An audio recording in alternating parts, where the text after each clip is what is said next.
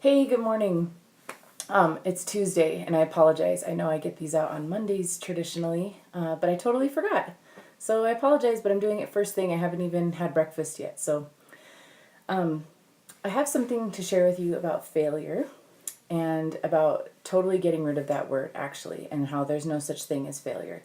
So, what prompted this was maybe you know, I've kind of mentioned it on here a couple times. I started this company called Party Wolf. And mostly I'm making these really cute flags. I'll have to show you sometime. They're stuffed with peppermint and they're just really sweet. They smell awesome. And I just had a really great time coming up with the idea and making them, especially after such a heavy, kind of traumatizing job that I had where it was really sad and heavy and I was losing clients working with the homeless and stuff.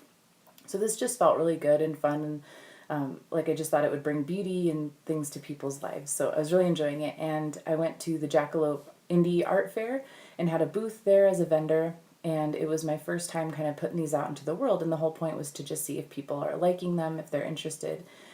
And the first day, hardly anybody was interested, and the second day, I sold two, and one of them was to a friend, which doesn't make it any less special, but you always kind of wonder, like, are they just doing this to be nice? But yeah, so it was kind of a letdown in that first night when I came home. I was pretty bummed out and feeling blue. But I decided to turn it around. And the way that I did that was deciding, like, okay, so first of all, one of the things that I've blogged about is getting rid of the idea that your income has to come from any one particular source. So a lot of times we get hung up and kind of defeated when we think that the only place that I'm earning money possibly is the only possible way that I can earn money is through my job. Or if you're like me and don't have a job, then you're just relying on it to come from this company that you started or whatever. And it can get really stressful if you look at it that way. But one way that I've started to look at it is just trusting that the universe is my bank account. The universe will provide. And I know that sounds a little woo-woo to some, and I agree. And it doesn't, I think the reason that people don't like that is because it feels like the responsibility isn't yours anymore. Like you can just sit around and wait for checks to roll in, and that's absolutely not how I mean it. But if I expand myself to consider that there are infinite possibilities and ways for money to reach me, there are people I can meet, there are jobs that I can find, there are things that I can do, there are ideas that I can get. If I start to open it up that way, it just feels a lot more hopeful and exciting, and I tend to show up better at anything that I set out to do. So you definitely still go take tons of action, you go get a job, you go, ask for a raise or a promotion, you do your best at everything you do. But when you're not so hell-bent on your income coming from just one place, you expand yourself and end up attracting more abundance that way. So the first thing was to remind myself, like, okay, it doesn't have to be from these flags, right? And so I kind of reframed it in like, well, what could be the point of starting this company if it doesn't work out, if people aren't liking it? So I started to just try to see what can I learn from this. So when I went to the fair the next day, I was more determined to talk to fellow vendors and listen to people that were walking by my booth, because people were stopping and talking to me. They just weren't buying these flags. They were buying art prints and they were buying the catnip toys, which is cool.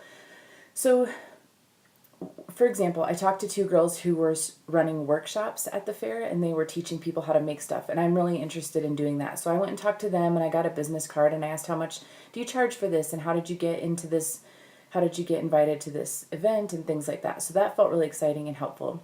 I talked to another vendor who's a really amazing artist and just a beautiful human being, and she was just someone that I could be open and vulnerable with about how I was feeling about all this, and we talked about connecting to have groups where we can talk about this kind of thing and where we can talk about our businesses and our branding. And so just focusing on someone who gets it and like working on building that tribe is really important too, because I have struggled with that, and I'm sort of doing this in a vacuum, and that's been something that I really am trying to push myself towards, is to expand my community and my family and tribe and stuff. So doing that really helped, and just sharing about the funky feelings and having her relate to that was like I said, really helpful.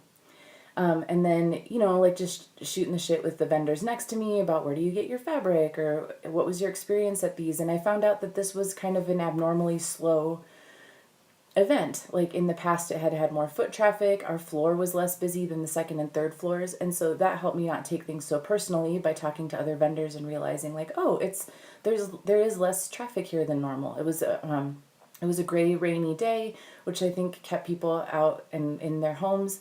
And there was also a marathon, so people maybe were having trouble with traffic or were watching that or something. So that was really helpful. And then the other thing that I thought was interesting was I kept getting asked why peppermint, and it was annoying me. And because I was like, well, why not? Like, it smells awesome. What should I put in there? Like, but I decided when I had the better attitude the next day, I decided to reframe everything. I decided to ask someone, well, why do you ask? And she was like, oh, I don't know. I just thought like maybe it kept spiders away or something. And so I Googled it because I was like, oh, that's fucking interesting. And it turns out that peppermint does repel spiders, ants, mice, and other insects. And so when I started to tell people about that, and I made a little sign and was doing a little research behind it, people were more interested, and people were sharing with me about how, oh yeah, I just moved into this house, but I can't go in the basement because there's too many spiders, or yeah, my boyfriend's vegan and he doesn't want to kill anything, but he's deathly afraid of spiders, so I would love to get these for him. I just started a workshop out in the shed, but I don't want to make art there because the spiders live there. So that was kind of cool. It helped me connect with people a little more, and I think that something's valuable just for being beautiful and smelling nice, but having an added bonus of being useful and kind of a tool is helpful, and it gave me more ideas to market it that way and to make new products that are specifically designed with that in mind. So that felt really helpful, and I definitely felt a lot better after the second day. And it's just important to remember that it's important to like stay committed to what you're doing and not giving up after the first time you try something. It might take a minute. The girl I was talking to next to me said, she can never predict what inventory is selling, because some days she sells all of one kind of a bag and then the next day nobody wants that kind. So part of you has to keep doing what you're doing and remember that it might take time. And then the other part of you has to be open to taking feedback and change. So my brother's a musician and we talk about this a lot. Like, what's selling out? Like, I don't want to just make stuff because that's what people want, because people are fickle too, and then they're just on to the next thing. How do you walk that line between making what really speaks to you and what you feel called to make versus respecting your audience and respecting your customers and listening to them? So I think there's a really cool balance that you can find, and I'm just always trying to navigate that. So I wanted to share that. And then the last thing before this gets too long, I just wanted to share, I was listening to an interview with a woman CEO, and she was talking about how she just doesn't even like the word failure. She doesn't even believe in it. And she compared it to scouting. So back in the day when people were exploring territory, and they would send someone ahead who went alone, and this man or woman would scout the territory, and if they would look for people ready to ambush them with arrows, or a flooded river or a tree blocking the path, and they would go ahead and try to find the best way through a place or any hidden dangers or whatever, and then they would report back to the party, the people who were trying to get from one place to another.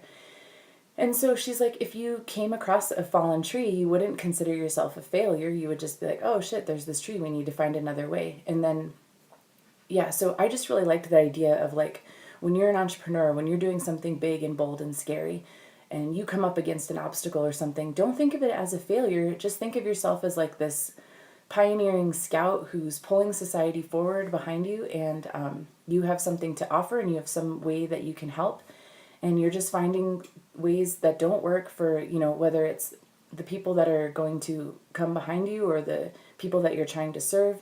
Whatever it is, you're helping them, and you're helping yourself, and you're helping future entrepreneurs and stuff like that. So you are not a failure, you are not failing, you're just finding ways that don't work and finding new ways to get shit done. So keep that in mind. Go do something awesome today.